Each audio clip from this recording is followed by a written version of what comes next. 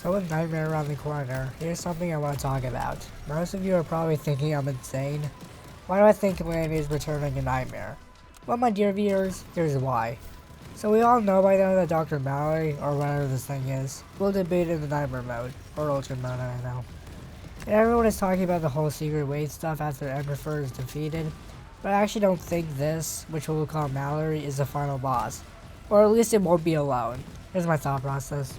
So we all know Mallory will be a flying boss, because she's obviously airborne in the trailer.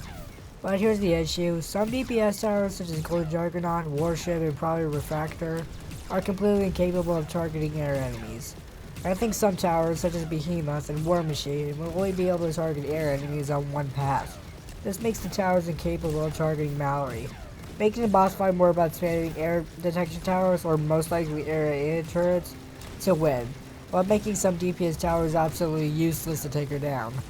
I know a lot of your organization might summon a large horde that is full of regular enemies, but I really don't think the summon should be the only thing targetable by these towers.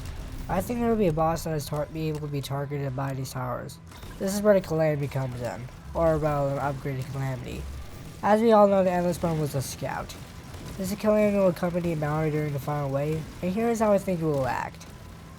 I think Mallory will have 3.3 million HP plus 666,000 shield HP. Meanwhile, the Calamity will have 6.6 million HP plus 3.3 million shield HP.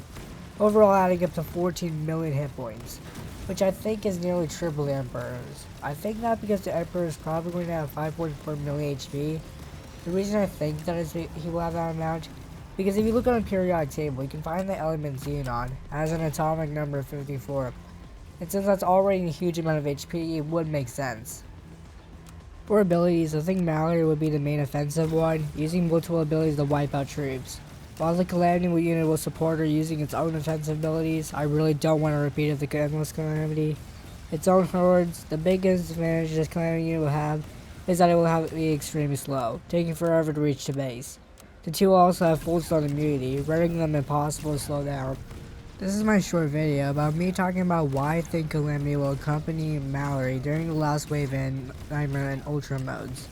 I think it doesn't really make much sense for TDX to have a flying allow us to be flying, so I think Mallory will be with main DPS, while Calamity will be there to support her, at least some form of the Calamity.